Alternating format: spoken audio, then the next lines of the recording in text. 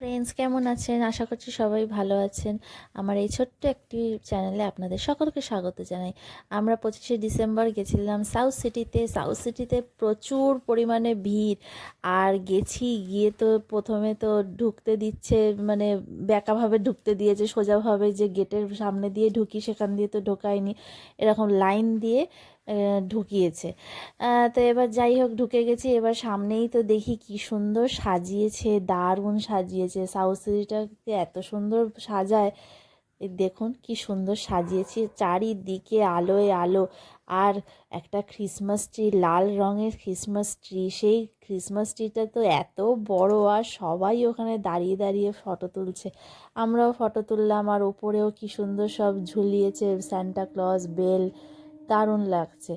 আর Christmas ট্রিটাও দেখে খুব ভালো লাগলো। আর সারাক্ষণ সব জায়গায় তো একদম লোকারণ্য একদম। আর এত লোক যে মানে গিজগিজ করছে লোকে। আমরা তাও একটু মানে গেছিলাম, বিকেলই গেছিলাম, তাও লোকের ভিড় ছিল, কিন্তু তাও মোটামুটি ফাঁকা ছিল। কিন্তু পরে যখন দেখি অনেক ভিড়। যাই হোক আমরা এবার ঘুরতে শুরু করে দিলাম। এবার প্রথমেই তো ছেলে গেল তার টয় শপে।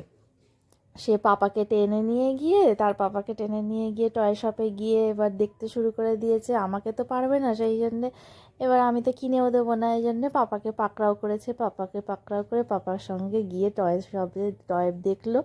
এবার আমি বললাম যে না এখন কিনিস না, পরে কিনবি, তাই জন্যে এদিকে ওদিকে ঘুরতে থাকলাম। এবার ঘুরে ফটো ফটো তুলছি। আর তো প্রচুর লোকের ভিড়, আর খুবই সুন্দর সাজিয়েছে। এবারে আমরা একটা স্টার মার্কে ঢুকলাম, এখানেও খুব সুন্দর সাজিয়েছে। এখানে তো ক্রিসমাসের জিনিস পুরো ভর্তি ভর্তি। আমি ছেলেকে বললাম একটু দাঁড়ানা ফটো তুলবো। সে দাঁড়াবো কি, সারাক্ষণই যেন ছটপট ছটপট করছে, এত কিছু দেখেছে। দেখার পরে যে ও কী যে আনন্দ হচ্ছে ওর, যে বলার মতন না। দারুণ আনন্দ পেয়েছে ও যে এত কিছু দেখে। ক্রিসমাসের টাইমে আমরা বেরোই, কিন্তু এত ভিড় হয় বলে মাঝের দুটো বছর আর কি বেরোইনি ক্রিসমাসে। মানে দিনের দিনকে বেরোলে এত ভিড় হয় যে মানে প্রচণ্ড অসুবিধা হয়। ওই জন্যে কোথাও বললাম যে কোথাও যাবো না, চিড়িয়াখানা তো এবার যাই তাহলে সাউথ সিটিতে যাই, একটা জায়গার মধ্যে ঘুরবো টুরবো তারপরে। ও বাবা দেখুন না, এই যে এখানে একটা সান্টা ক্লজ দাঁড়িয়ে আছে, আর ও সঙ্গে আমি বললাম একটু ফটোটা তোল। ও কি মজা করছে, ওকে দেখে আবার দোলাচ্ছে, এ করছে।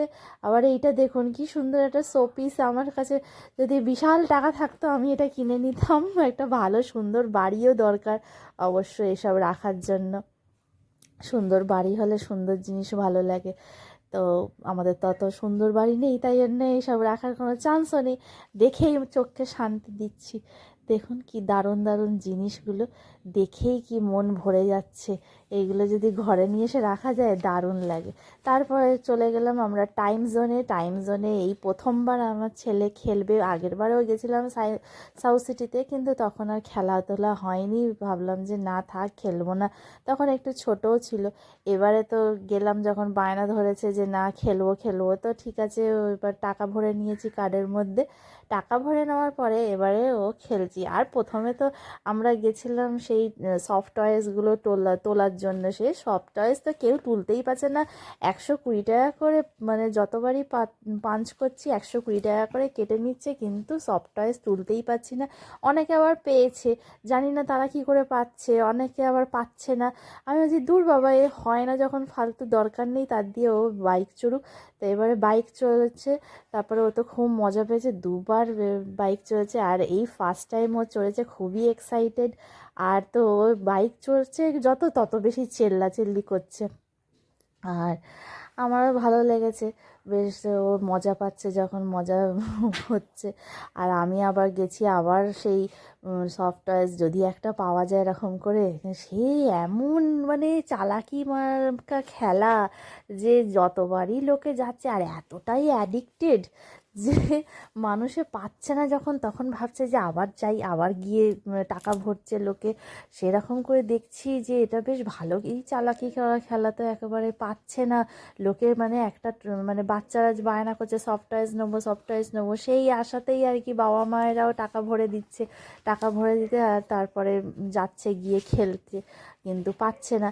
আবার অনেকে দেখি যে অনেক প্লাস্টিক ভরে ভরে জিনিসগুলো নিয়ে যাচ্ছে, এত এত সফট টয়েস পেয়েছে। আমি ভাবছি যে বাবা কী করে ওরা পাচ্ছে, আমরাই পাচ্ছি না, ওরা কী করে পাচ্ছে জানি না। ওরা হয়তো অনেক দিন ধরে খেলাধুলো করছে, হয়তো ওই জন্য ওরা জানে যে কিভাবে ওটাকে করতে হয়, কিভাবে সফট টয়েসগুলো ধরতে হয়, খেলাটা ওরা ঠিক জানে, আমি তো জানি না। আর তারপরে এইটা চড়েছে, ছেলেকে বসিয়ে দিয়েছি, ওই যে পেছনে বসে আছে, আর সে তো ভয় পাচ্ছে, ও ফার্স্ট টাইম এটা চড়ছে, সে চড়ছে। ও আমি পরে যখন জিজ্ঞাসা করলাম যে কি দেখছিল ওর মধ্যে, তারপরে বলছে যে ডাইনোসর, তারপরে একটা ঈগল আমাকে ধরতে আসছে, আমি তাই ভয় পেয়ে যাচ্ছি যে আমাকে ধরবে, এবার কেমন করছে, তারপরে আবার চিল্লাচ্ছিল, আবার পা তুলে নিচ্ছিল, আমরা ভয় পাচ্ছি, এবার ও ভয় পাবে না তো, ভয় পাবে না তো। তারপরে আবার ওর বাবা আবার গিয়ে ওই লোকটার সাথে কথা বললো যে দেখুন ও হয়তো ভয় পাচ্ছে, তখন বললো যে না না কিছু হবে না, ওখানে বেল্ট দিয়ে আটকানো রয়েছে, অসুবিধা নেই, পড়বে না, কিছু হবে না। তারপরে আমরা তো একটু ভয় ভয় ছিলাম যে যদি কিছু হয়, আবার ও যদি ভয় পেয়ে যায় একটু।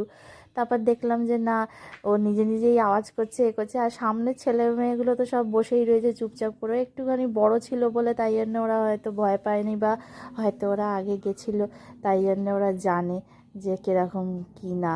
এবার ও তো অতটা জানে না, ও একাই চড়েছিল, আমরা আর উঠিনি ওর মধ্যে। এবার ও তো দেখুন না, ওই যে সামনে মুখের সামনে নিয়ে এরকম হাত নিয়ে এ করছে, ভাবছে হয়তো যে ওকে কেউ মারতে আসছে বা কিছু, সেই জন্যেই এরকম হচ্ছে। তো যাই হোক, ও তো নেবে তো বললো যে মা আমার কেমন লাগছে, একটুখানি মাথাটা কেমন করছে। আসলে চোখের মধ্যে ওটা বাঁধা তো, হয়তো বেশি স্ক্রিনটার জন্যেই হয়তো ওর কেমন লাগছিলো হয়তো, কিন্তু ও মজা পেয়েছে বেশ, বলছিল তো আবার নেক্সট টাইম আবার যাবে, আবার চড়বে। তো যাই হোক, ওর খুব ভালোই লেগেছে, অনেক দিনের আশা ওর পূর্ণ হয়েছে। তারপরে চলে এসেছি ফুড কোর্টে, ও মা দেখি এসে কি ভিড়, একটা বসার জায়গা নেই। আমরা তো খুঁজে খুঁজে আমরা তো হায়রান, একেবারে ভাবছি যে কোথায় বসবো, এতক্ষণ ধরে ঘোরাফেরা হলো, খিদেও পেয়েছে, কি করে খাবো দাবো এবার বুঝতে পারছি না, না বসলে তো খেতেও পারবো না। এবার খুঁজেই যাচ্ছি খুঁজেই যাচ্ছি, ও মা আধ ঘন্টা হয়ে গেল, তারপরে দেখি আর পাচ্ছি না। তারপরে একজনের সামনে গিয়ে দাঁড়ালাম, তারা বলল হয়ে এসছে, তারপরে গিয়ে বসলাম। এবার প্রথমেই আমার ছেলে বলল ধোসা খাবে, তো এবার ধোসার ওটা আগে ফার্স্টে অর্ডার দিয়ে আর নিয়ে আসলাম। আর এত ভিড়, আমাদের পিৎজা খাবো এ খাবো, সে তো এত ভিড়, আমাদেরটা 1 ঘন্টা লেট। তারপরে তো আমি বললাম যে ঠিক আছে ছেলে খাক, আমরা নয় পার্সেল করে নিয়ে চলে যাব। তারপরে দেখলাম যে ওর বাবা বলল যে পার্সেল হবে না, বলল এখানেই খেতে হবে। তারপরে আমাদের ট্রেনও ধরার আছে, মানে আমাদের তো বজবজের ট্রেন জানেনই তো, অনেক কি মানে সমস্যা, এদিকে তো বাসে ফাসে অতটা নেই, ওই জন্য ট্রেনের টাইমটা অনুযায়ী আমাদেরকে চলতে হয়। তো সেই জন্যে ট্রেনের টাইমও হয়ে যাচ্ছে, আমরা তো সেই জন্য ভয়েও আছি যে অনেক রাত হয়ে যাবে। তো তাই জন্য ভাবলাম যে ঠিক আছে ছেলেটা তো অন্তত খাক, তারপরে আমরা নয় রাস্তায় যেতে যেতে খেয়ে নেবো।